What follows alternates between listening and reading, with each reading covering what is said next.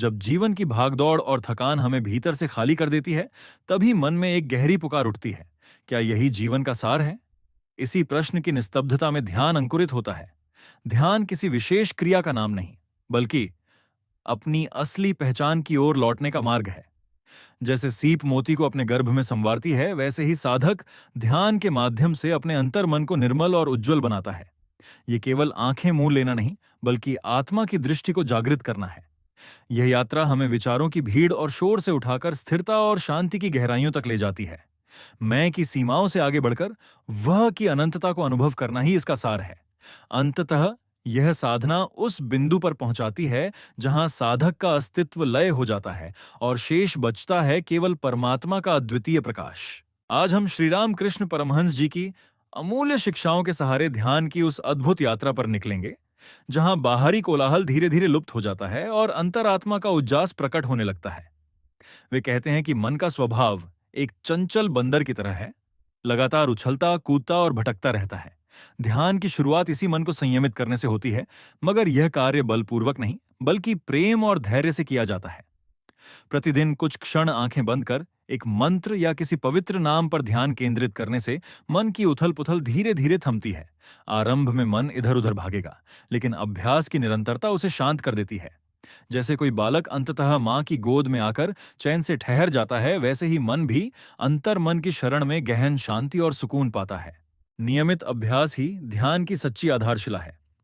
जब हम प्रतिदिन एक ही समय पर साधना करते हैं, तो मन अनुशासन में ढलने लगता है और धीरे धीरे बाहरी आकर्षणों से हटकर भीतर की गहराइयों में उतरता है। इस यात्रा की नींव है नाम स्मरण, जिसे श्री राम कृष्ण असीम शक्ति का स्रोत बताते हैं।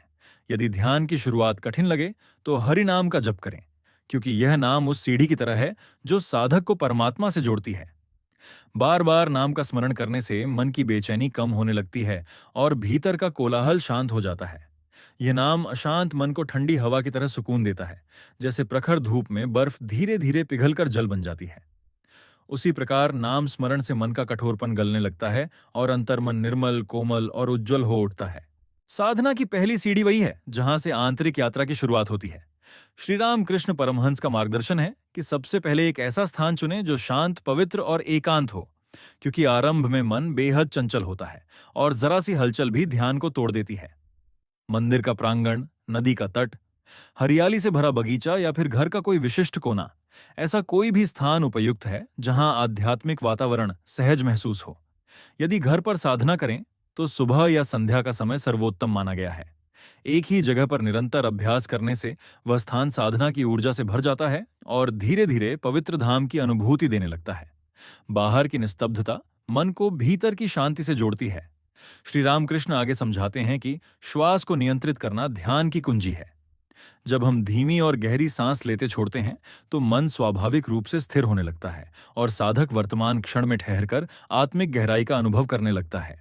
आरंभिक साधना का पहला आधार है श्वास पर ध्यान टिकाना, क्योंकि यह अभ्यास मन को अनियंत्रित भटकाव से रोककर उसे वर्तमान क्षण में स्थिर करता है। जब हम हर श्वास को महसूस करते हैं, तो धीरे धीरे भीतर एक गहरी शांति उतरने लगती है और यही स्थिरता ध्यान को गहराई प्रदान करती है। जैसे शांत जल में चंद्रमा का प्रतिबिंब साफ नजर आता है, वैसे ही शांत मन में आत्मिक प्रकाश स्पष्ट झलकने लगता है। श्री रामकृष्ण कहते हैं कि ध्यान के लिए मनुष्य को बालक की तरह सरल और निर्मल होना चाहिए। बच्चा जब सच्चे मन से रोता है, तो मां तुरंत उसकी पुकार सुनती है। उसी प्रकार निष्कपट हृदय से की गई साधना निश्चित रूप से फल देती है। ध्यान में दिखावा, छल या भारी भरकम ज्ञान का बोझ बाधा बनता है। जब साधक अपने अहंकार को शून्य कर देता है, तभी परमात्मा उसकी आत्मा में पूर्ण रूप से समा जाता है। ध्यान की गहराई जटिलता से नहीं, बल्कि सहजता और भावनाओं की सच्चाई से आती है। जैसे बच्चा अपनी मां को पुकारता है, वैसे ही भावपूर्ण पुकार ही मन को मोती की तरह निर्मल और चमकदार बनाती है, क्योंकि बिना भावना के किया गया ध्यान केवल एक निर्जीव क्रिया बनकर रह जाता है। ध्यान की असली शक्ति भावना में छिपी है, क्योंकि वही साधना को जीवन देती है। जब साधक पूरे प्रेम और सच्चे मन से ईश्वर को पुकारता है, तभी ध्यान भीतर उतरकर आत्मा को छूता है। केवल आंखें बंद कर लेना ध्यान नहीं है, बल्कि हृदय को खोलना और उसे भावनाओं से भरना आवश्यक है। जैसे किसी प्रिय की याद आते ही मन भीग जाता है, वैसे ही ईश्वर की अनुभूति से ध्यान रसपूर्ण हो उठता है। ये भाव मन के मंदिर को सुगंधित बना देता है और साधना को सहजता प्रदान करता है। जब हृदय में करुणा, प्रेम और समर्पण जागते हैं तो दिव्यता स्वयं भीतर प्रकट होने लगती है। श्री राम कृष्ण समझाते हैं कि साधना का गहरा चरण है देह भाव से परे होना। इसका अर्थ है धीरे धीरे शरीर की अनुभूति से मुक्त होकर केवल चेतना में टिकना। अभ्यास के साथ एक समय ऐसा आता है जब साधक स्वयं को शरीर नहीं बल्कि शुद्ध आत्मा मानने लगता है। यही वह अवस्था है जहां ध्यान सचमुच खिलता है और साधक दिव्य अनुभव के द्वार पर खड़ा होता है। जब साधक उस गहन अवस्था में पहुंचता है तो देह की पीड़ा, समय का आभास और बाहरी जगत की सारी हलचल मिट जाती है। केवल शुद्ध चैतन्य शेष रह जाता है। यही आत्मा के साथ पहला साक्षात्कार है। श्री रामकृष्ण बताते हैं कि मन जो हमेशा विषयों और बाहरी आकर्षणों की ओर भागता है, उसे धीरे धीरे भीतर की ओर मोड़ो। ध्यान तभी गहराता है जब मन संसार से हटकर ईश्वर में टिकने लगता है। जैसे कोई नदी अपने प्रवाह की दिशा बदल ले, वैसे ही अभ्यास से मन भी नई धारा पकड़ता है। आरंभ में वह बार बार भटकेगा, पर हार मत मानो। प्रेम पूर्वक उसे हर बार भीतर खींचो। अंततः वही मन आत्मा में स्थिर होकर रम जाता है और यही सच्ची जीत है। जब ध्यान इतना गहरा हो जाए कि साधक को न समय का भान रहे न स्थान का, तब लय की अनुभूति होती है। यह अवस्था साधना का अनमोल रत्न है, जहां न साधना रहती है न साधक, केवल परमात्मा का शाश्वत अस्तित्व शेष रह जाता है। जब साधना परिपक्व होती है तब केवल अनुभव ही शेष रह जाता है। न मन बचता है, न बुद्धि, न अहंकार, बस आत्मा की शुद्ध, शाश्वत और आनंदमयी अनुभूति शेष रहती है। यही ध्यान की पूर्णता है। लेकिन यदि यह मार्ग कठिन लगे तो श्री राम कृष्ण सुझाव देते हैं कि गुरु की छवि या उनके चरणों पर मन केंद्रित करो। गुरु के स्वरूप पर चित्त लगाने से मन सहज ही एकाग्र होने लगता है और उनकी कृपा व प्रेम साधक के भीतर शांति का संचार करते हैं। इस प्रकार गुरु भक्ति और ध्यान का संगम साधना को सरल और प्रभावशाली बना देता है, जिससे प्रगति तीव्र हो जाती है। आगे श्री राम कृष्ण गहन अवस्था की ओर ले जाते हुए कहते हैं कि ध्यान में साधक को दृष्टा बनना चाहिए। विचार आएंगे, पर उनके पीछे भागना नहीं है, उनसे लड़ना भी नहीं है। उन्हें वैसे ही गुजरने दो जैसे आकाश में बादल बहते हैं। ध्यान का सार यही है कि मन को पकड़ो मत, बस उसे देखने वाले बनो और साक्षी भाव में टिके रहो।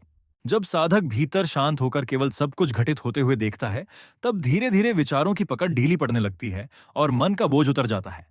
इस दृष्टा भाव से चित्त गहराइयों में उतरता है और ध्यान स्थिरता पाता है।